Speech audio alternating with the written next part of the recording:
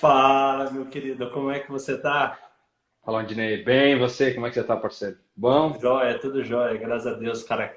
Que honra ter você por aqui, muito legal.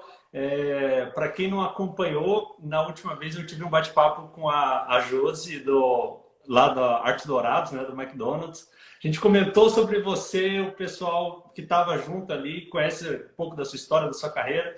Pediu, né? Pô, chama ele para um bate-papo, que bom que deu certo. A gente casar as agendas, você está aqui conosco hoje. Cara, seja muitíssimo bem-vindo aqui no nosso canal mesmo.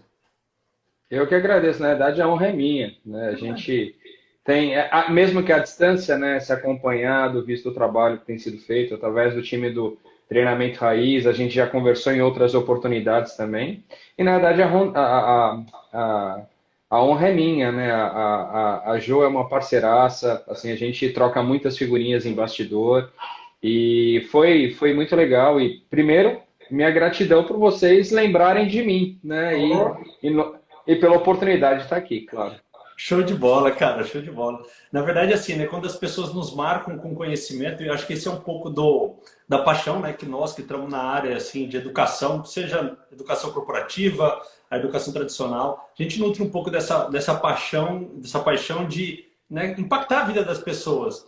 E, de fato, eu lembro da gente ter tido uma conversa lá no começo em 2018, quando eu estava fazendo a minha transição ali, né, do mundo corporativo, atuando um pouco mais aí com treinamento. Cara, você trouxe vários insights, eu guardei comigo, já compartilhei também com outras pessoas, obviamente sempre dando a honra e o crédito, né, daquilo que eu aprendi com você. E, enfim, eu acho que esse é um pouco do nosso papel, né? Você marcou a minha vida, a vida da Ju, de outras pessoas, e legal a gente estar nesse bate-papo, que o tema é muito legal e muito pertinente para os dias de hoje, né? Mas antes da gente falar um pouquinho do tema, Rogério, para quem está nos acompanhando aqui, que eventualmente não conhece um pouquinho dessa história, conta um pouquinho mais quem é o Rogério, de onde veio, o que come, como sobrevive e como veio parar em treinamento e desenvolvimento. Conta um pouquinho para gente. Bem, a história é divertida. E na realidade, sempre que eu estou conversando com a galera, eu faço essa provocação. Eu falei, quem adivinha a minha origem profissional? E vou te falar, é difícil a galera acertar, tá? Eu sou Vamos mecânico de colocar no carro. chat aí. Vamos ver se Putz, eu alguém falei. adivinha. Oi? Ah, eu falei. Eu Ah, falei, ó, vamos ver. Bem, sim, vamos ver se alguém não prestou atenção, ver quem me ajuda aí. Então vamos no chat aí. Qual que é a minha profissão original? Vamos ver. Quem não escutou, vamos ver se a galera ajuda. Mas bem, minha origem é um pouco diferente, né? Eu comecei numa área. Ah, eu vou ter que contar, porque senão a gente não consegue evoluir. manda ver, manda ver. Bem, eu comecei embaixo do carro, Dinei. Então, assim, mecânico de carro mesmo, mecânico aqui dos bairros, trabalhando em oficina particular. Só que uma característica muito forte, que na verdade eu diria que é até herdada dos meus pais, que é gostar de ler e gostar de estudar. Ler e estudar sempre fez parte da família. E aí a gente ganha aqueles apelidos carinhosos na escola, né? De nerd, para não usar outros um pouco mais pejorativos que a gente carrega. E por causa disso, sempre muito dedicado, eu acabei entrando numa concessionária da Volvo Automóveis. E lá dentro dessa concessionária, sempre estudando, ralando Uhum. pacas, eu cheguei na final de alguns campeonatos e venci alguns campeonatos nacionais de mecânico de carro. E aí eu fui Uau! convidado, então assim, me dedicava mesmo, assim, o negócio era forte. E aí eu fui convidado a trabalhar na montadora Jaguar Land Rover durante um processo de transição. Uhum. E aí eu já tinha feito minha faculdade, me formei em administração, né? Então toda a minha carreira técnica, fiz formação técnica, escolas técnicas e fui para administração. E no determinado momento, né, dentro desta carreira, surgiu a oportunidade de trocar experiência e começar a ensinar outros, né? E aí tem um outro viés que é a igreja, né? Professor de escola bíblica, sempre na liderança dos jovens, isso te põe sempre para compartilhar e Sem dúvida. aprender. E aí vem a veia, né? Então aí juntou um pouco disso tudo. E foi quando eu assumi a área de treinamento da Jaguar Land Rover. E aí vim desenvolvendo a carreira tanto na parte de gestão de pessoas, gestão de projetos, desenvolvimento de pessoas. E aí tive a oportunidade de fazer parte da comissão científica do CBTD, tive a oportunidade de fazer parte da comissão científica do Senai sobre estudo e Legal. definição do percurso formativo dos técnicos aqui no Brasil, né, dentro de todas as escolas Senai. E assim fui desenvolvendo essa carreira e tive, acho que talvez uma das coisas que marcou em 2019 pela Associação Brasileira de Treinamento e Desenvolvimento do Paraná, eles me deram um prêmio de personalidade em RH do ano, por Que causa do prêmio demais! da nossa academia, né? A academia da Stellantis, né? Ganhou alguns reconhecimentos e aí eles acharam muito valor nesse trabalho e eu fui eleito personalidade do ano em RH, não sendo de RH, mas acho que o trabalho foi reconhecido aí como muito valor. É um pouquinho da história para encurtar, até porque o tempo urge, como diz o sábio, né? Que demais, cara, que demais. Bom, o que eu posso fazer de referência com a minha carreira é que o máximo que eu fiz com mecânica foi mexer em mobilete quando eu era adolescente. Então era aquela coisa, você saía para andar de mobilete, o mobilete quebrava, você arrumava para dar um rolezinho à noite e tentar não ficar cheirando gasolina. É o máximo que eu fico. E eu lembro, cara, você falou de estudo.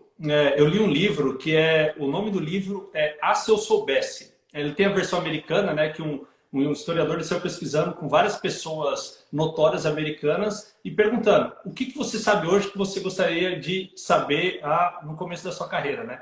E eu lembro que um dos caras lá colocou o seguinte: bom, eu gostaria de saber que eu deveria ter um melhor amigo médico, um melhor amigo mecânico e um melhor amigo advogado, né? Durante a minha vida. Então, né, brincadeiras Faz aí com a todo sentido. profissão. Mas eu também não sou de RH, minha formação é engenharia. Né? Depois eu, né, fui para a área comercial e ali comecei a desempenhar um pouco mais esse papel de estar na frente, de falar. E uma coisa que tem muita similaridade, e cara, fiquei muito feliz de saber, é com relação à fé, né? Eu também, na minha religião, eu sempre coloquei à disposição para partilhar, até né, para quem quer entrar na área de FD, eu sei que tem gente que acompanha o nosso canal aqui, que ainda nutre um pouco desse desejo de atuar com desenvolvimento. Para mim, um dos primeiros passos é sempre a gente fazer pro bono, fazer, né, de graça, à vontade assim, para as pessoas, para a gente se conhecer como pessoa que transmite conhecimento, né? E para também ganhar casca, ganhar um pouco de experiência. E acho que a melhor maneira da gente fazer isso é contribuindo um pouco daquilo que nos apaixona, né? Tem uma série de temas, religião é um deles, então eu também entrei nesse caminho até hoje, né, como costumo compartilhar, e aqui, né, com a gente, enfim, vamos Boa. compartilhar aqui no Facebook, no Instagram, no YouTube, a gente tem várias plataformas hoje que nos permitem experimentar um pouco disso, então para quem está Com começando, né, certeza. é sempre um bom caminho. E cara, e você falou um pouquinho aí da sua carreira corporativa na Jaguar Land Rover. Eu lembro quando eu conversei com você, a gente falou um pouquinho sobre a academia da FCA, que era Fiat Chrysler, que eram as concessionárias, e agora a Stellantis. Me conta um pouquinho, essas brands todas, o que elas têm em comum? São a mesma? Como é que foi essa carreira dentro dessa área automotiva? Bom, bem, enquanto montadoras, vou falar marcas que eu já trabalhei. Já trabalhei com Jaguar, já trabalhei com Land Rover, já trabalhei com Volvo, BMW, Nissan. E agora nós estamos aqui na Stellantis. A Stellantis hoje ela é a maior montadora do Brasil e da América Latina. E foi a fusão de duas gigantes mundiais, que é a antiga FCA, Fiat Chrysler Automóveis, com a antiga PSA, Peugeot, Citroën, Opel, DS e assim vai. E aí esse conglomerado nos rendeu o certificado de quarta maior montadora do mundo. Uau! Então, eu brinco que eu estou desde janeiro trabalhando na quarta maior montadora do mundo, porque esse universo é novo. E Aham. aí, na realidade, quando a gente fala Stellantis, às vezes as pessoas não conectam, né? Mas Sim. a Stellantis, enquanto marca, se você for comprar um carro, nossas marcas são Fiat, Jeep, Dodge, Chrysler, Ram, Peugeot, Citroën, Opel, DS, Alfa e assim vai. Um monte. Então, é um pouquinho do universo que nos representa. E aí, falando de desafio, o Brasil hoje a gente tem quase 1.000 concessionárias, né? Sem Uhum. dúvida alguma é a maior rede, considerando todas essas marcas, que nos rendem aproximadamente 27 mil profissionais. Se a gente pegar o mercado como um todo, porque eu assumi recentemente, eu assumi a posição de head de cultura cliente, né? Cultura customer driven e treinamento. E aí, se a gente juntar com South America, a gente fala de quase 1.700 concessionários, e aí, se juntar tudo, passa de 35, 36 mil profissionais. O universo é Uau! grande, Aham. uma diferença de culturas, linguagens, línguas, nações. Então, o desafio é divertido, como eu costumo dizer.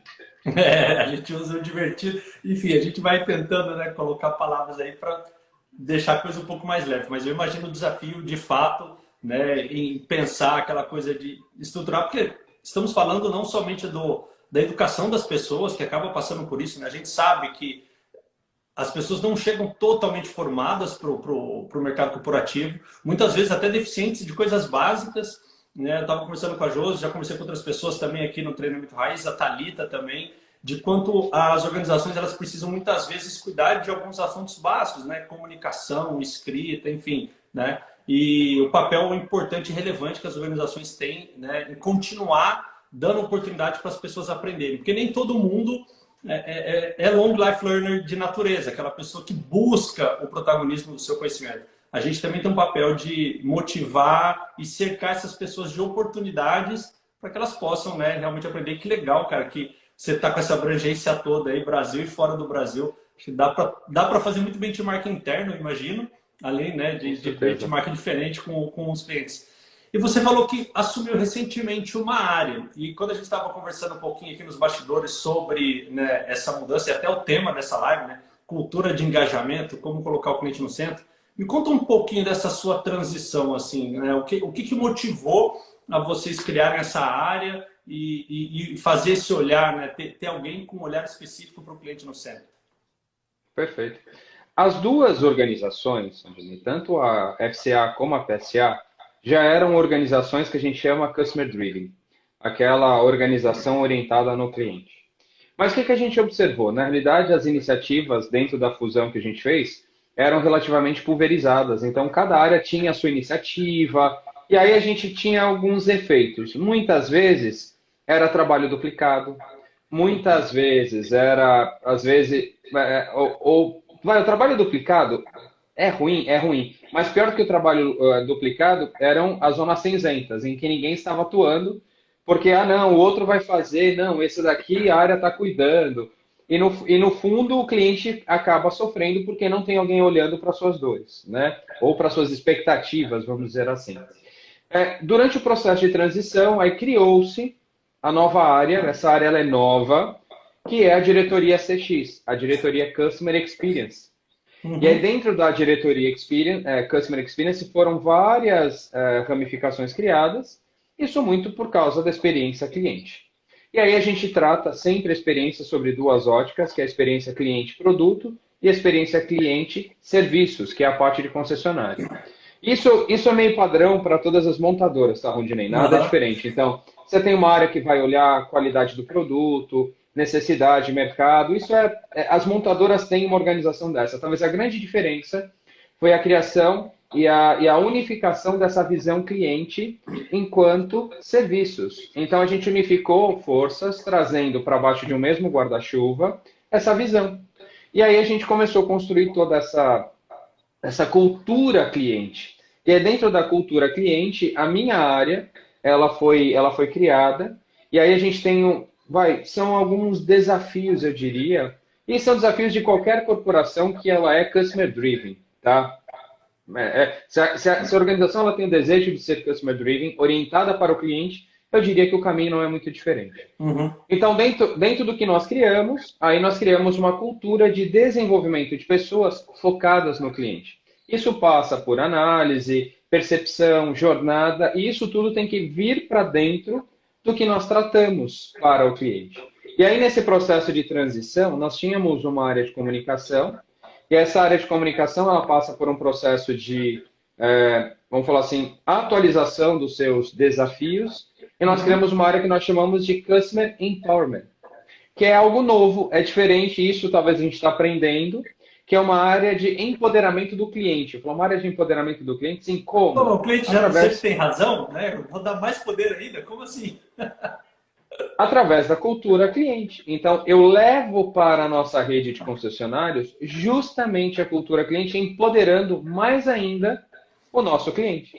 Então, aí onde a gente começa a criar os processos de desenvolvimento e aprendizagem e os processos de sustentação e engajamento. Porque os dois têm que caminhar junto. A neurociência já nos diz. 20 dias, 22 dias, a zona de esquecimento já começa a aparecer, o conhecimento já começa a desfalecer dentro de nós, Então tem a janela, tem os métodos, a janela 222, 2 dias, 2 semanas, 2 meses. Aí a gente pode falar de vários. Mas o conceito é, não aplicou, você esquece. Sem dúvida. Sem dúvida. E aí eu imagino, né, o desafio também de colocar à disposição das pessoas ferramentas de empoderamento das pessoas para que elas possam se sentir capazes de cuidar de todo esse empoderamento que é dado para o cliente. Né? Porque, de um lado, também não adianta a gente falar, cara, o cliente é o centro, mas ó, é o seguinte, se o cliente chegar aqui com reclamação, você não sabe o que fazer, você não tem ferramenta para atender, enfim. Então tem todo, né, o trabalho nas duas pontas, né?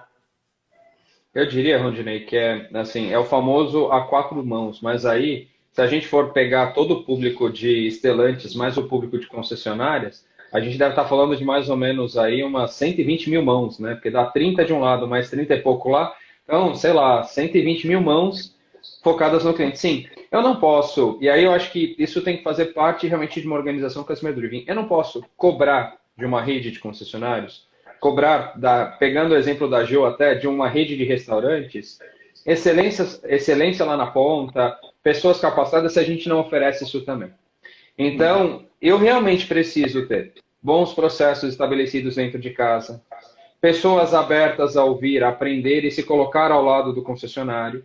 E junto com isso, sim, empoderar o concessionário sobre a responsabilidade de, olha, a experiência do cliente é nossa, mas quem canta, quem fala com ele é você nessa ponta. É você que está sentando na mesa com ele para negociar, é você que está sentando com ele para tomar um café, é você que está escutando as dores dele. E como isso faz diferença. Quando a gente olha pesquisa de satisfação, você vê como o fator humano é extremamente importante e como ele influencia nessa experiência do cliente. E aí, com certeza, a gente precisa empoderar esse cara para tomar decisão, assumir uma postura consultiva, ser, né, e ter a escutativa, estar presente quando o cliente precisa. E assim, é realmente uma questão de cultura. Porque se você pega, começa a colocar um monte de iniciativas, a satisfação sobe, você para, a satisfação cai, meu amigo, você não colocou cultura. Não tem cultura, exatamente.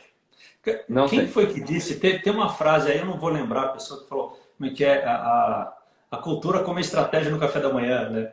Se a gente não trabalhar de fato a cultura, cara, nada acontece. Você pode pôr estratégia que for, planejamento que for, se não tiver esse olhar conjunto com cultura, como é que a coisa está acontecendo de verdade na organização. Né? Por isso que, né, é uma das coisas também que nos move, que é a Thalita e eu, e por isso que o nosso canal chama Treinamento Raiz. Porque a gente gosta de entender como as coisas funcionam no campo de batalha, como é que está acontecendo ali. A teoria é muito importante e nos ajuda.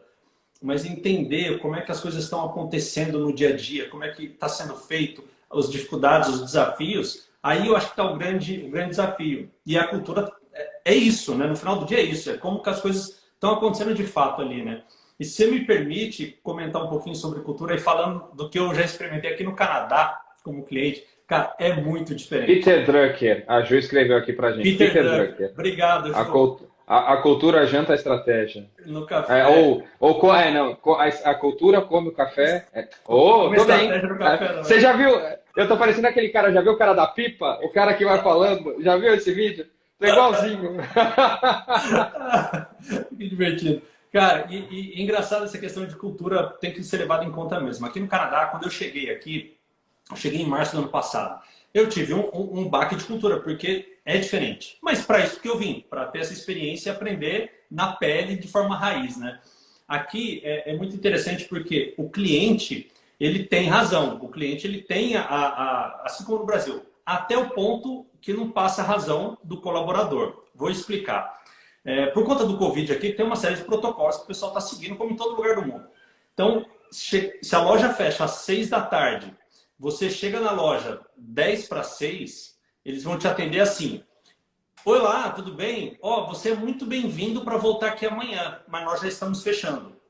Não tem essa, que no Brasil, se a gente chegar no final do expediente ali, o cara vai fazer para nos atender bem, ainda vai dar um atendimento, etc. Porque o cliente tem sempre razão e vem na frente. Aqui é o seguinte, você é muito bem-vindo aqui até o meu horário de expediente, porque você está aqui atrasado, não pode me impedir de sair aqui e pegar meu ônibus para ir embora para minha casa, porque eu também tenho minha vida. Então, o seu tempo tem o mesmo valor que o meu. É mais ou menos essa mentalidade aqui. Eu me choquei, porque falei, caramba, como assim, né? Eu tô aqui querendo comprar, vocês não querem vender, você está pedindo para eu voltar amanhã, amanhã eu posso passar em outro lugar e comprar de outro. Cara, o seu tempo não vale mais que o meu, eu tenho depois do meu horário, eu tenho minhas coisas para fazer e segue o jogo. Eu achei aquilo bem interessante.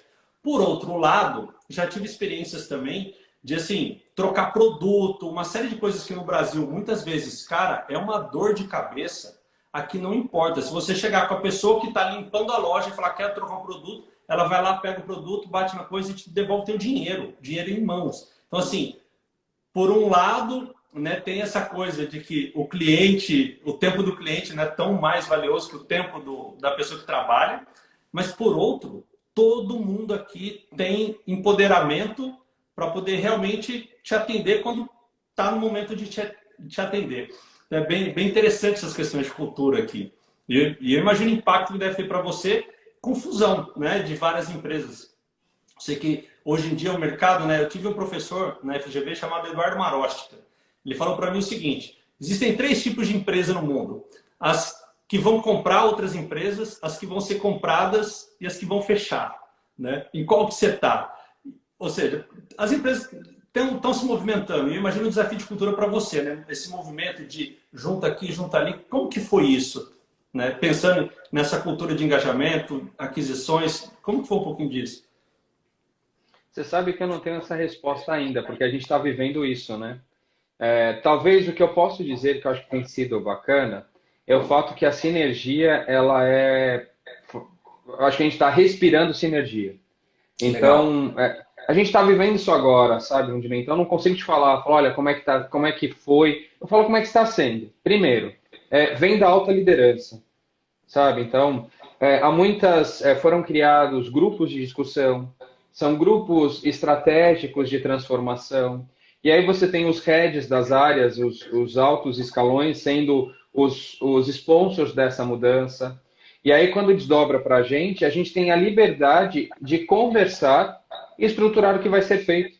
Eu acho que Total. isso faz muito sentido quando a gente fala de cultura de engajamento, e a gente tem vivido isso já há um tempo, principalmente dentro do nosso processo de desenvolvimento das concessionárias, que é o que a gente chama de construção colaborativa. Então, assim, às vezes, Continue, não vem a resposta. E não Sim. vem porque a resposta não existe. Ainda se está definindo muitas coisas num alto patamar, e isso é natural. A gente que tá no front, a gente sabe que isso é natural. Claro, gera dúvidas, às vezes tem questionamento, e às vezes isso pode gerar até certas insatisfações. Acontece. Sim. Agora, a liderança, que somos nós temos a liberdade de criar diálogos em todas as frentes. E isso gera o famoso aprendizado colaborativo. Então, eu trago o meu par de uma outra área, eu trago os colegas que respondem para um outro colega de uma outra área, e a gente começa a conversar, estabelecer diálogos. Então, eu acho que isso tem gerado um nível de engajamento bem bacana. Claro, eu devo confessar que o nível de reuniões também é intenso, né? Até em virtude da própria pandemia, né? Eu falo, aquelas coisas que a gente resolvia no café, a gente precisa de uma hora do Google Meet. Podia ser a meia hora do café, também resolvia. E o que que acontece? E aí você pega e começa a estabelecer a cocriação. E qual é o valor? A solução faz parte daquilo que eu entendo que é bacana. Então é o famoso, eu faço parte da solução. A minha ideia foi aceita dentro do processo de solução. Então isso é muito importante, né? Dentro desse processo de transformação, fazer e promover a colaboração entre as pessoas. Ah, que demais, que demais. E criar esse ambiente colaborativo é um desafio, né? Porque, imagina, como você falou, tá todo mundo com a sua agenda. Cada um tem a sua agenda, o seu papel. E você também tem aquele como líder, né? Aquele sentimento de ser accountable por outras coisas, o que está ao seu redor, não só a sua caixinha, o que facilita, né, a colaboração. E aí, nesse sentido, a Thalita até mandou uma pergunta aqui, né? Se você teria assim, um principal passo, o que foi o crucial ali para implementar essa cultura de colaboração? É algo que já vem de longa data ou vocês estão acabando experimentando isso porque o momento exige? Bem, sem papas na língua, é de cima para baixo, tá, gente? é alto escalão. Se o alto escalão está aberto a criar uma cultura de colaboração, a parte de baixo funciona tranquilamente.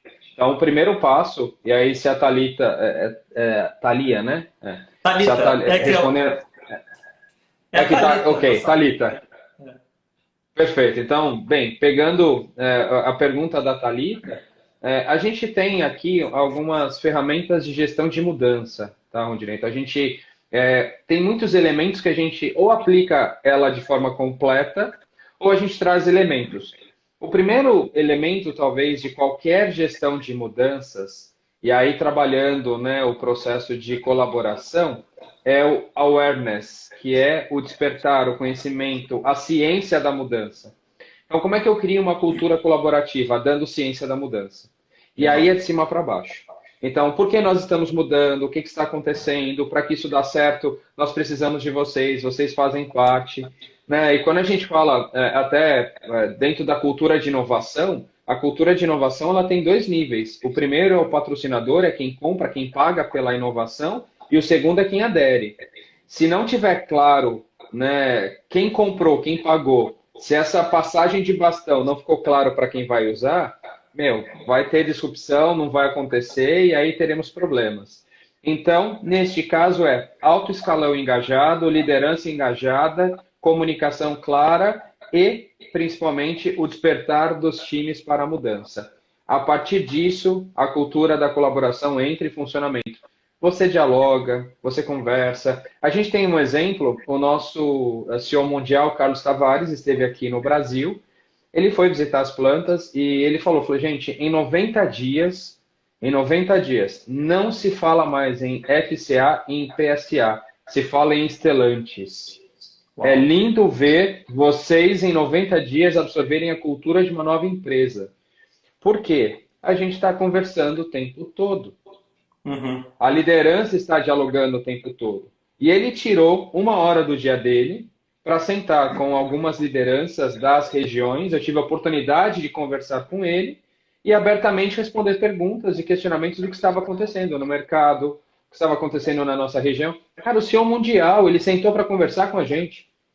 Que demais. Então, isso gera colaboração. E aí é isso, gente. É alta liderança engajada, diálogo aberto, a colaboração entra em funcionamento. É engraçado, né? Me fez lembrar uma historinha, né, que a gente conta muitas vezes para elucidar algumas ideias. Aquela questão assim, né? Um cara saiu para trabalhar de manhã, esqueceu o portão aberto e o cachorro dele saiu correndo atrás do carro, latindo. E aí os cachorros da rua foram vendo aquele cachorro latindo atrás do cara e começaram a correr atrás daquele cachorro latindo. E foi um monte de gente. E aí a pergunta que fica é, qual que é o cachorro que vai parar de latir, parar de seguir o carro por último, né? É o primeiro que já está mais cansado, está mais tempo, ou é o último que entrou? E a resposta normalmente é que, né, é o primeiro, porque ele sabe porque ele está correndo atrás do carro. Ele sabe quem está lá dentro. Os outros só estão vindo no latido. E muitas vezes não tem essa clareza. Isso eu acho que faz todo sentido pelo que você falou, que se não houver clareza de para onde estamos indo, o que estamos seguindo, fica muito difícil colaborar, não é mesmo? Então, às vezes, você pede colaboração das pessoas, quer criar uma cultura onde as pessoas trocam, mas trocar para ir aonde mesmo? Para chegar aonde? Então, é fundamental ter essa clareza. E aí eu acho que se não vem, não custa perguntar. Eu sou da época que perguntar não levava tapa na mão. Ainda era permitido, né? Então, a gente pode perguntar, tentar buscar clareza. Acho que como pessoas de treinamento e desenvolvimento de pessoas, nossa obrigação, se não tiver essa clareza, que vocês têm, porque o CEO permitiu tal, mas existem muitas organizações que a gente sabe, não é assim. Vai lá e pergunta, questiona, porque o nosso papel é também buscar essa clareza e levar essa clareza como treinamento, né? E aí, o que isso refletiu para você? Todo esse trabalho aí tem refletido no que tange a educação corporativa dentro desse contexto? Olha, neste momento que nós estamos vivendo, acho que, novamente, eu tô exatamente no... Não vou nem falar que eu estou no meio da transição, porque eu acredito que a transição ainda leve entre 6 meses e 1 ano para se concluir dentro desse processo de fusão e tal. Mas o que a gente tem observado? E nós temos promovido uma série de diálogos, né? Então, assim, eu não só acredito como a gente promove, né? Sim. Diálogos. Nesse momento, a gente está estabelecendo os diálogos internos, porque você imagina juntar duas grandes organizações que têm seus projetos, suas áreas acontecendo, e aí dentro desse processo de transformação tem as atividades que continuam acontecendo. A gente continua lançando o carro da Fiat, continua lançando o carro da Peugeot, continua lançando o carro da Ram, então a gente continua lançando carros. Então, continua fazendo o que nós já fazíamos. E a gente está justamente nesse processo de fusão.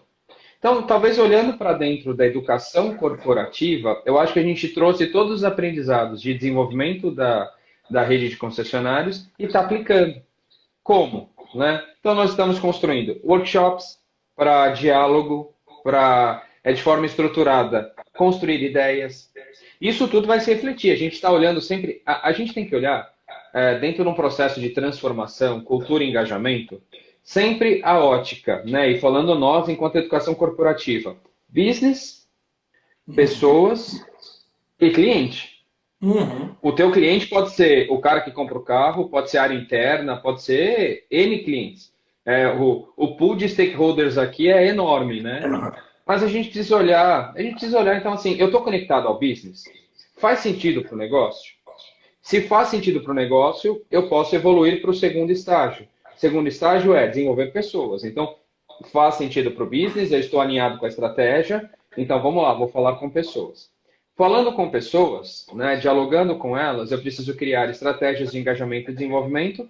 E, por fim, isso precisa também fazer sentido para o meu stakeholder. Então, conecto com o negócio, falo com pessoas e trago resultado para o meu cliente. Que aí o cliente pode ser o cara que compra o carro, pode ser o cara que... a pessoa de uma área interna, uma área cliente que me chama para desenvolver uma estratégia que ele precisa. E aí a gente trouxe isso para dentro da cultura de aprendizagem. E o nosso desafio, Rondinei, e a gente tem falado isso desde o começo, desde que a gente começou esses diálogos, é ter uma área, né, e criar métodos que eles sejam adaptáveis, métodos, ferramentas que sejam escaláveis e métodos e ferramentas que sejam mensuráveis. Então, assim, você primeiro precisa... Eu preciso mudar rápido. Então, falando da cultura de engajamento e cultura de aprendizagem. Uhum. Não dá para ser ferramentas e métodos engessados. Sim. Esquece. Tem que ser flexível. Como você comentou, é bem diverso, né? Tem que pegar um pedaço, juntar e tem que sair um resultado rápido. Eu preciso escalar, eu tenho que ter capacidade de fazer para 1 e fazer para 1000. Rápido.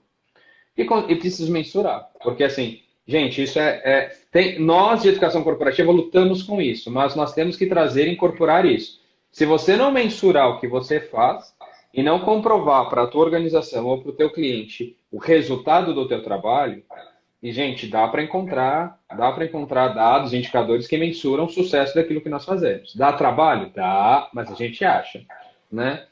Então, escalável, adaptável e mensurável. 3 pilares que não podem faltar dentro desse processo de cultura de engajamento. Não, sem dúvida. E você falou sobre mensurar, né? E de fato é uma coisa que, pela natureza da posição, muitas pessoas não têm tanta ligação com a área de exatas. Então, trabalha muito bem nesse meio que é humanas, que são as pessoas, mas não consegue mensurar o que veio do lado do cliente, não consegue trazer esses números para dentro do negócio. Então, essas duas pontes que por vezes podem até estar construídas, começam a se quebrar, né? Porque a gente não traz. A gente leva o conteúdo, leva o conhecimento, mas não traz a resposta para continuar gerando conexão com o business. E é isso que eu falo muitas vezes quando eu converso com as pessoas, né, relacionada a desenvolvimento, a estratégia de educação corporativa, que se conectar com o negócio é fácil. Manter essa conexão é que dá o trabalho, porque você precisa manter ela alimentada, com resultado, com informação, né, com coisas que você mediu lá de que trouxe para o bem ou para o mal. Muitas vezes vale super a pena algo dar errado. E eu falo isso com as pessoas e ficam chocadas. Cara, porque se deu errado rápido, você consegue tomar uma decisão. Né? É melhor um não rápido que um sim que nunca chega. Então, né, medir, olhar para isso é muito importante mesmo. Dá um salve aqui, ó. De novo, a galera de RH precisa aprender a numerizar as coisas. Gostei dessa. Né? A Jo falando aqui também, ó, transparência é a base de tudo. Não, de fato, gente, se a gente não conseguir ser hábil de comunicar, né?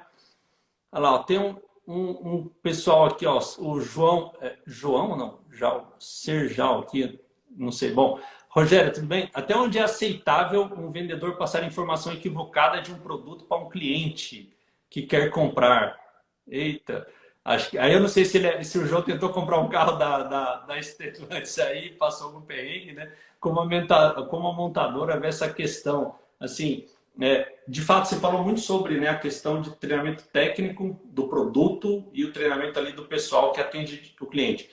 Nessa transformação, cara, é lançar carro, é fazer, né, novidade, publicidade.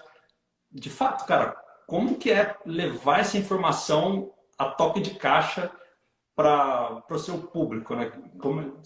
Até, né, não só nessa transformação, mas de antes também. Eu imagino que enquanto FCA, enquanto, né, Jaguar, você devia ter esse mesmo desafio, né? Levar essa informação nova rápido para a ponta, né? Com certeza. Bem, assim, sem fugir da raia, é inaceitável um vendedor passar informação equivocada. Acontece, sendo transparente, sim, por um motivo muito simples. Vamos fazer uma brincadeira entre eu e você aqui. Quando nós éramos jovenzinhos, quantos canais de TV você assistia? Cara, dois. Para não falar dois, não, assistia três, porque eu ligava na manchete só para ver o Clip Trip. Quem é da época vai saber aí, ó. Mas, Eu cara, ligava na manchete para assistir Jaspion, Changeman, já, essa galera também toda é lá. verdade, era na manchete que passava, né? Eu tava em dúvida se era lá ou SBT, mas era isso aí. Mas SBT Globo e a manchete para ver o. Três, pá. Nós tínhamos 3, 4 canais. Ponto. Hoje nós temos uma infinidade de conteúdos e informações. Então você imagina uma montadora do tamanho da Fiat. Dá um exemplo.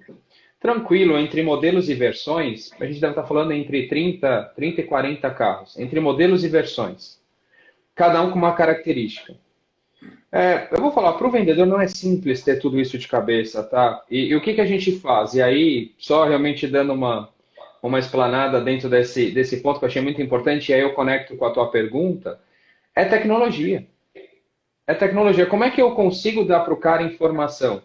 Peguei o exemplo da TV, que é um exemplo bem bacana. Nós olhávamos 3 canais. Hoje, nós temos mais de 500 à disposição.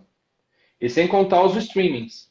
Então, a infinidade de informação, a infinidade de conteúdo não permite que a nossa mente armazene tantos dados que nem ela armazenava, porque é muito dado, é muita informação. E nós estamos viciados à informação na palma da mão. Então, uma das formas que nós encontramos é dar documentos, dar ferramentas que permitam ele consultar dados e informações do carro em tempo real. Então, o que a gente sempre recomenda para qualquer vendedor, para qualquer pessoa que atue na nossa rede, consulte a base de dados para falar com o cliente. E às vezes acontece de vir informação equivocada e é por isso que as empresas, em geral, têm seu atendimento ao cliente, seu saque e outras ferramentas para poder interagir e corrigir rotas, né? Não existe nenhuma, até hoje, de tudo que nós estudamos, né, nenhuma empresa que não tenha uma área de atendimento para corrigir rotas. Mas é uma forma que nós temos, tá? Então, e aí, trazendo para o universo geral, Rondinei, olhando esse cenário em que nós somos pisoteados com a quantidade de informação diária, o que nós tentamos trabalhar junto ao nosso público, e aí eu diria que eu levo isso para a minha vida, é garantir que eu saiba e tenha fontes boas para consultar informações quando eu preciso. Então, eu trabalho toda uma base de comportamento, conhecimento básico, metodologia. E aí, quando eu preciso de conhecimentos específicos, eu sempre recomendo, consulte a fonte. Sim. Então, assim, eu diria que é um caminho que nós podemos seguir. O que é método, o que é processo, o que é conhecimento básico, o que é comportamento, o que é postura, isso, vamos trabalhar essa base de skills, né, soft ou hard, na cabeça da pessoa. Informações específicas, gente, consulta a fonte. Só um dado interessante, se a gente estudar 40 horas por mês na nossa base de informação, a gente consegue se manter atualizado. Se estudar 2 horas no ano, talvez seja muito, na minha base de formação, né? Então, eu estou bem desatualizado. E aí é isso, tecnologia aliada ao processo de desenvolvimento e engajamento. é assim que a gente consegue dar, talvez, velocidade aqui. É o que a Sem gente tanto dúvida. precisa. Sem dúvida. E aí, cara, me lembra muito da nossa questão cultural mesmo, né? A gente foi condicionado a estudar para a prova, então você não podia consultar na prova. Então você tinha que saber tudo de cabeça. Cara, eu aprendi assim. Você e o pessoal que está nos assistindo aqui provavelmente aprendeu assim na escola. Você vai lá, estuda, estuda, estuda, vira à noite para chegar na hora da prova, você tem que saber tudo de cabeça decorado. Cara, é muito provável que a gente, como adulto, traga um pouco disso na hora que, no ponto de venda, e eu falo isso porque trabalho como vendedor também, a gente se sente um pouco envaidecido de ter que saber tudo de cabeça. Não, por que eu não posso consultar? Qual que é o problema de eu consultar? Qual que é o problema de eu dizer, cliente, não sei essa resposta, deixa eu consultar para te passar a informação correta. Mas a gente, parece que alguma coisa lá dentro não funciona com isso. É alguma conexão neural ali que foi estabelecida de que, não, quando alguém te pergunta, te desafia, você tem que saber de cabeça. É assim que você mostra que é bom. Né? Eu acho que tem um pouco disso também. A gente precisa desaprender essas coisas e criar novas conexões que nos permitam evoluir, usar a tecnologia, né, como você bem falou, para consultar. Porque, cara, o Brasil é um país gigante. A gente tem diversos seguidores aqui, onde as empresas são, né, super capilares, estão em todos os lugares. E chegar com informação para essas pessoas precisa da tecnologia, precisa da disposição das pessoas em querer acessar, estar engajadas com isso, né? E aí um pouco do nosso tema, ter essa cultura de, cara, vamos lá, vamos procurar, vamos pesquisar, né? E agora, fala uma coisa, Rogério, nesse mundaréu de transformação que você tem passado e ainda tem uma pandemia no meio. Como que foi para vocês lidar com isso aí, de repente, uma cultura tão apoiada em conversas, que eu achei super bonito, eu acho isso, cara, eu sou fã de conversa, te convidei aqui para a gente estar numa conversa. Como que foi, né, para vocês com todo esse desafio aí do distanciamento social, né? Olha, vou falar assim, na real, eu acho que a gente ainda não conseguiu entender todo esse universo, né? Uma coisa que a gente tem observado já, tá, Rondinei? Assim, a galera está sentindo falta do presencial. Bom, eu sempre defendi e eu acredito por métodos e conceitos que o treinamento presencial ele não será extinto. Mas Uhum. uma coisa nós aprendemos, que o quanto que a tecnologia pode ser abrangente dentro desse processo, a gente não fazia ideia. E eu acho que também que a gente não terminou de explorar todas as Tudo ainda. possibilidades. Mas o contato humano, dentro do processo de desenvolvimento, ele se faz necessário, né? Tanto que eu falo, a primeira experiência que nós temos, que para crescer eu preciso do outro, é quando a gente é bebê, que a gente precisa da mãe se doar para a gente amamentar uma criança e a criança crescer. Então, é o primeiro momento que a gente aprende que para crescer eu preciso do outro. E Sem se por dúvida. algum motivo a criança não tem o contato da mãe nesse processo, ela demora mais para crescer, para se desenvolver e tem N situações.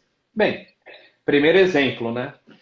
Então, o que aconteceu, Rondinei? Eu acho que o primeiro impacto, as pessoas sentiram falta do contato. E a gente está sentindo isso ainda, né? E aí, o que acontece? No período que nós paramos tudo, na época, né, a FCA e aí o WCD Academy, que era a parte que eu cuidava, nós já tínhamos iniciado desde 2017, 2018 um processo de transformação digital dentro da nossa universidade corporativa, dentro da nossa academia. Então nós já estávamos incorporando tecnologia ao processo de desenvolvimento, com podcast, com live, vídeo já faz parte da nossa história há mais de 10 anos. A gente já tinha o social learning, que eram os influenciadores digitais da nossa rede. Então, o conceito digital já estava muito presente em tudo que a gente fazia. Então, no primeiro momento, para a gente foi transformar conteúdos presenciais em conteúdos à distância, provocando interação e gerando engajamento junto à rede de concessionários. Uhum. Ponto. Então, acho que isso foi o que nos sustentou no primeiro momento de congelamento e transformação. Mas, onde eu vou falar, assim, eu acho que está evidente, está gritante, que nós precisamos ter esses pontos de engajamento e relacionamento com eles de forma presencial. O que eu acredito, tá? Dentro desse processo de pandemia que nós estamos passando, que nós nos sustentamos dentro de ferramentas de ensino, aprendizado e colaboração à distância. E aí a gente incorporou outros, né? Então trouxe Jamboard, trouxe o Mint, trouxe outras coisas que talvez a gente não usava com tanta velocidade, nós trouxemos para criar documentos e interação além das classes virtuais e dos vídeos. E o que nós estamos caminhando? Eu acho que esse é um caminho que nós vamos tomar dentro do processo de desenvolvimento humano. Os encontros presenciais, eles ganham uma força e ganham um senso de merecimento. Então, assim, como que a gente pode usar os encontros presenciais? Como valorização de quem se engaja. Então, ele pode ser um elemento de conquista, olha a gamificação fazendo parte aqui, né? Dentro da galera que se engajou no presencial. Então, assim, vai vir todo mundo para o presencial? Talvez de agora em diante não mais. Mas quem pode ver? Aqueles que têm um nível de engajamento diferenciado dentro do processo de aprendizagem, dentro do processo de encantamento do cliente. Então, a gente pode começar a criar centros de experiências presenciais e esse centro de experiência presencial ser um fator de merecimento dentro do engajamento da galera. É uma etapa que ainda não testamos, mas a ideia já está embrionária dentro de nossos corações, eu diria. Cara, eu gostei demais disso. Eu acho que aí fica a provocação para quem está assistindo a gente de eventualmente testar isso também e depois trazer aqui para colaborar, né? Porque para mim, eu digo o seguinte: o problema da pandemia, do home office, da distância, não é a distância em si. É que a gente saiu daqui, a gente não pode sair na rua para compartilhar, né? Tá junto com as pessoas. Então, você está na sua casa trabalhando, tá tudo bem, mas acabou o seu trabalho ou você tem um tempo livre, você está limitado ainda de sair e fazer as coisas. Então, você está preso em todos os aspectos. Eu acho que numa condição normal, sem esse problema da pandemia, a gente vai levar de forma muito mais tranquila o home office ou trabalhar à distância, porque você vai conseguir ter as interações de outras formas. Mas na questão de treinamento, eu também acredito que faz muita diferença alguns desenvolvimentos específicos, a gente tá junto com a pessoa, né? E por que não isso se tornar um merecimento de engajamento dentro dos ambientes virtuais de aprendizagem, né, que as empresas possuem, para motivar as pessoas? Porque é legal demais estar presente, estar junto ali no treinamento, passar um dia inteiro aprendendo, né? A PNL diz um pouquinho, né, que a gente aprende por repetição, por estresse, então vamos estressar todo mundo 8 horas na sala lá e tentar fazer alguma coisa nova. Cara, por que não? Achei demais a ideia. Não tinha parado para pensar nisso ainda não, mas ó, gostei, viu? O pessoal aqui, quem curtiu aí, ó, top demais, o pessoal adorou a ideia. Ó, já vão roubar a ideia, Rogério, falando aqui, não. Pô, que legal. Boa. Eu acho que é uma baita forma de realmente já começar a transicionar, né? Eu estou na esperança de que Sim. essa pandemia já começa, obviamente, ainda está longe do controle, mas já está caminhando, né? O pessoal sendo vacinado, enfim, para mim a perspectiva de futuro é que isso comece a ser controlado. E aí, por que não fazer um processo de transição nesse formato, né? De treinar à distância e merecer e ir para o presencial. Eu acho que a gente ainda não sabe o que vai ser, sabe, Rodinei? E eu não faria previsões, não, tá? Eu diria o seguinte: nós vamos ter que fazer muitos testes. Porque a gente vai lidar com pessoas que talvez não queiram mais sair na rua. A gente vai lidar com pessoas que talvez não queiram estar ou próximo de outros. E a gente vai lidar com pessoas que talvez queiram. Então, e aí o quanto que a gente vai poder explorar isso, a gente só vai saber quando as barreiras forem tiradas, né?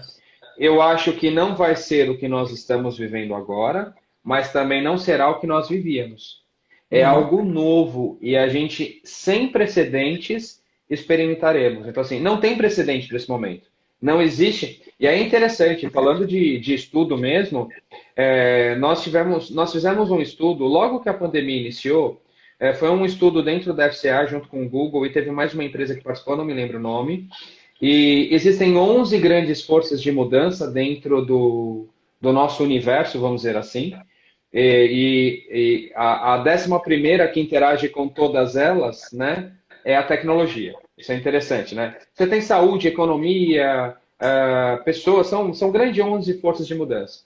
E a 11ª é a tecnologia.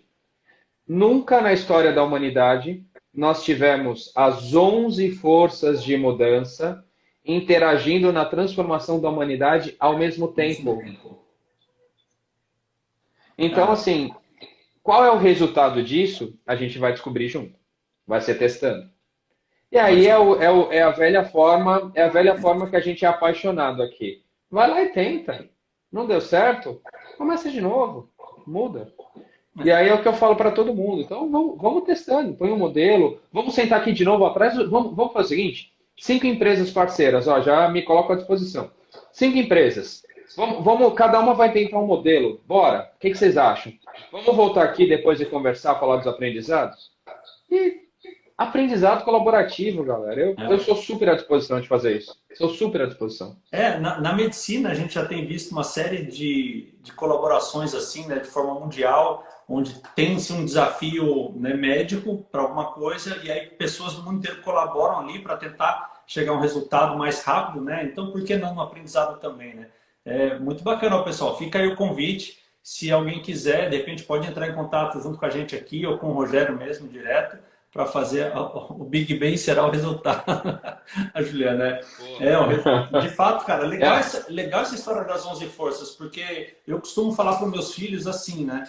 Que o que eles estão passando é algo absolutamente histórico, não é algo assim qualquer, é algo que vai ser comentado por muito tempo, né? É algo realmente histórico. E eu acho que esse exemplo que você trouxe dessas 11 forças faz total sentido e ainda dá mais peso para a gente entender o que de fato estamos passando, né? E eu acredito também é, que quando a gente testa, a gente é capaz de aprender e trocar. Mas não pode ser teste aleatório também, não, né? É aquilo que a isso. gente falou um pouco antes aqui. Se você não sabe o resultado que você quer chegar, você não sabe avaliar se o teste deu certo ou não. E aí você não sabe dizer se você tem que mudar a rota ou não. Então não é sair testando, fazendo qualquer coisa, né? Só para deixar claro que não estamos incentivando aqui a gente a sair fazendo qualquer coisa, mas dentro de um processo estruturado, fazer o teste, ter os pilotos, os famosos pilotos, vamos pilotar Perfeito. aqui e vamos chegar no resultado. Se alguém quiser uma dica de método, utilizem a abordagem Design Thinking. Ela estrutura exatamente essas etapas, com prototipação, teste, como é que é? Último nível, ampliação da experiência. É uma abordagem que funciona super bem. E só terminando o assunto que você perguntou, nós estamos vivendo o segundo ACDC, né? Nós tivemos o antes de Cristo e depois de Cristo, agora é antes do Covid e depois do Covid. É o Depois do segundo Covid. ACDC, é. Estamos de novo tendo um ACDC aqui. Cara, de fato, a mudança está muito doida. Enfim, e a gente está totalmente, né, em alguns aspectos, a gente está de passageiro mesmo, né? Eu estava com meus filhos com passagem comprada para ir para o Brasil nas férias agora, porque aqui é verão, então o pessoal está passando de frio aí no Brasil, aqui no Canadá, não sei se vocês viram as notícias, mas teve lugar aqui que bateu 47 de sensação térmica. Então, as férias de verão são agora, né? A criançada está de férias. Até setembro eu estava para mandar meus filhos para o Brasil, só cancelaram todos os voos. E, cara, tô amarrado, não tem o que eu fazer, né? Então, a gente está à mercê de algumas coisas e temos que entender para lidar, né? Buscar entender um pouco para lidar. E dentro das organizações, sem dúvida nenhuma, né? Tem uma série de eventos que eram para... Você falou da CBTD. Pô, aconteceu um baita evento semana passada. Eu lembro que eu fui em 2018, né? Acho que foi o último presencial, né? Não sei se 2019. 2019 ainda foi presencial, né? Mas lembro de estar em 2018, encontrar com o pessoal, bater aquele papo legal. E agora 2019, foi o primeiro ano que migrou para o digital. Ele seria presencial, foi 2018 o último, é isso mesmo. então, aliás, parabéns, né? Eu sei que faz parte da comissão lá, junto com o Léo Carvalho também, que já esteve aqui com a gente, o Alexandre que entrou, participou aí. Foi um baita evento e, enfim, eu acho que, né, a gente está ansioso mesmo para voltar a se encontrar, tomar aquele bate-papo de café. Eu acredito muito no aprendizado nessa troca. Foi engraçado, cara. Quando eu estudei no colégio técnico, só um aspazinhos aqui. Aí a coordenadora lá do educacional, que tinha uma pessoa que fazia a ponte lá com o CIE, né, que era aquele Centro de Integração Escola-Empresa, para ajudar a molecada a conseguir um trampo. Então ela dava aula de entrevista, fazia várias coisas. Aí numa dessas aulas dela lá de fazer currículo, ela pegou e falou assim, não, vocês têm que buscar uma frase legal de um pensador, colocar no currículo para dar uma melhorada aí no aspecto do currículo de vocês, dar uma intelectualizada. E aí eu fui procurar uma série de frases, eu encontrei uma, pelo menos até a época eu entendia ser atribuída ao Voltaire, um filósofo francês, que é a seguinte: ninguém é tão grande que não possa aprender, nem tão pequeno que não possa ensinar. Né? E eu carrego, engraçado, né, que eu coloquei isso no meu currículo porque na época eu sentia, bom, cara, estou começando a carreira, nunca trabalhei, mas peraí, eu não sou tão pequenininho assim, eu tenho algo para entregar. Aquela frase me empoderou de verdade para poder ir bem na entrevista, enfim, começar a minha carreira. E eu carrego ela comigo até hoje, porque na área de educação acho que ela faz muito sentido ainda, né? Justamente, eu acho que, cara, você trabalha numa empresa multinacional gigantesca, tem pessoas que trabalham em empresas menores que podem, de repente, testar algumas coisas mais rápidas e trazer experiência para você. Enfim, né? A gente não está isolado no mundo, a gente pode aprender com as pessoas e eu acho que a melhor maneira é isso, é trocar, é perguntar, se interessar e, enfim, isso eu acho que é uma coisa que também a pandemia trouxe um pouco, que ela facilitou esses contatos, né? Eu acho que a gente esperava muitos eventos acontecerem para se contactar, mas agora a gente está acelerando isso de alguma forma. Pô, aqui no Canadá, você no Brasil, a gente bater nesse papo, né?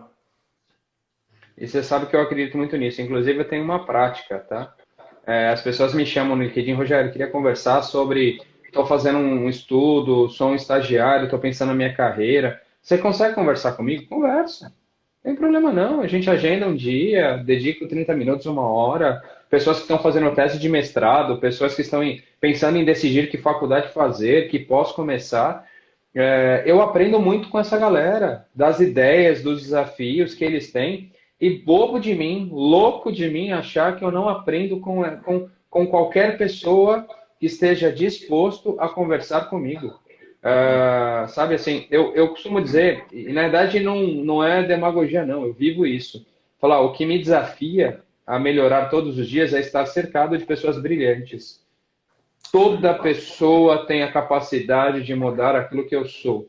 Eu estou disposto todos os dias a mudar. Eu converso, eu entendo, eu aprendo, eu me dou. Então, assim, talvez o que faz parte de uma cultura de engajamento é exatamente isso, né? Ninguém deixa de ser aprendiz e ninguém deixa de ser professor. Inclusive, faz parte isso de um... Nós temos o que a gente chama que é o ciclo do aprendizado. A gente colocou umas etapas, né? E a gente fala o seguinte, fala, eu aprendo, aí eu pratico o que eu aprendi, aí eu acredito ou acredito que aquilo que eu aprendi muda, transforma e ajuda, e aí, último estágio desse aprendizado, eu ensino outro. Sim. Quando que o conhecimento se completa, esse aprendizado? Quando eu passei a ensinar outro. Quando a gente troca essa experiência e leva para outro colega também. Cara, que demais isso aí, curti, viu? Até porque quando a gente ensina, pelo menos eu vivencio isso, assim, quando eu estou ensinando, parece que tem coisas que caem mais para mim do que para as pessoas, porque você vai reforçando aquele conhecimento, né? E aí é legal que quando você coloca nesse papel de ensinar, você também é desafiado, né? E hoje em dia, pô, eu lembro, quando eu estava no Brasil aí, eu dava aula na FGV, e era muito interessante, né? A gente, qualquer coisa que falava, aí já tinham lá, nossa, professor, é mesmo, eu vi aqui, ó, no site aqui, é isso mesmo. Ou não. Ou, não, ô professor, você falou que era 1900, não, era 1897. Pô, beleza, obrigado aí. Então, a gente está sendo, quando a gente se coloca nesse papel de ensinar, a gente também é desafiado a continuar aprendendo. E eu acho que o Long Life Learner, ele tem muito disso, né? Ele aprende, mas, cara, aprender só para si não resolve bolhufas, né? Se a gente não colocar em prática, não acreditar naquilo e não levar para o outro, né? Então, pô, total sentido, adorei isso aí. Pô, dá um livro isso aí, meu, dá para explorar pra caramba isso aí.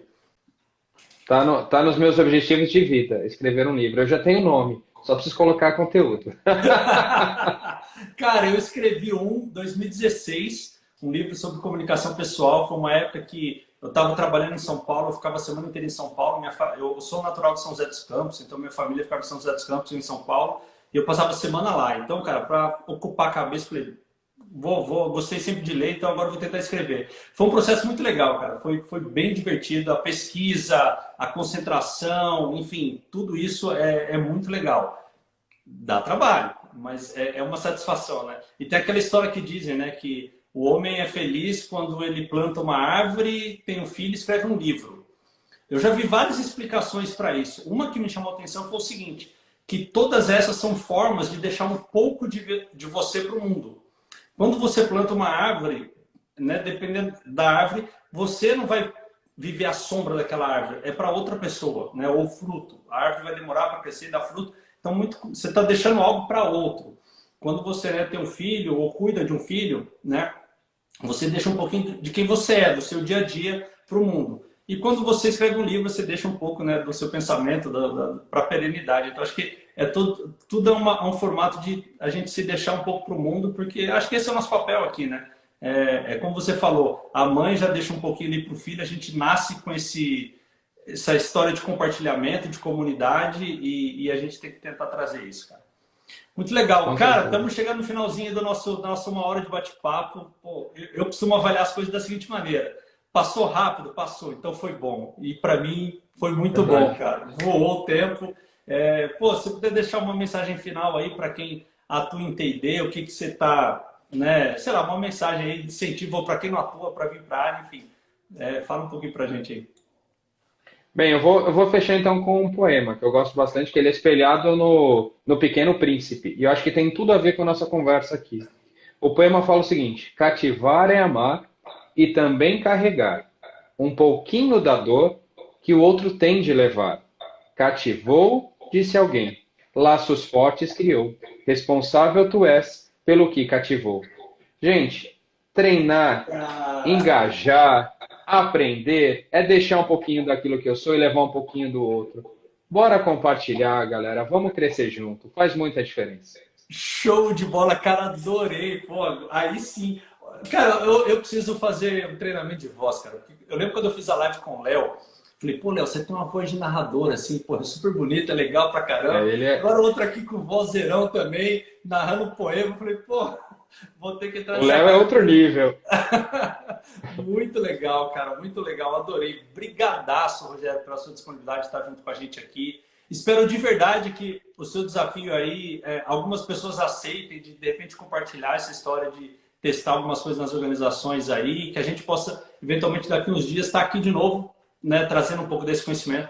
O canal está aberto, cara. Essa iniciativa minha e da Thalita aqui com o treinamento raiz é justamente tentar trazer o bate-papo da vida real para as pessoas entenderem que elas não estão sozinhas, que às vezes o que acontece numa grande organização também acontece na pequena e vice-versa, e que a gente está sempre disposto e aberto para trocar e aprender. Mais uma vez, cara, muitíssimo obrigado. Bom, prazer falar com você e agradeço a todo mundo que participou e também está junto com a gente. Olha só, pessoal, aqui, ó, lembrei de criança, Pequeno Príncipe, né? Muita gente aí se sentiu tocada. Que legal, cara. Obrigadão, Rogério. Grande abraço, cara. Grande abraço, gente. Valeu, obrigado pelo convite. E Thalita, te cuida também. Valeu. Valeu, pessoal. Te cuida de todos. Um abraço.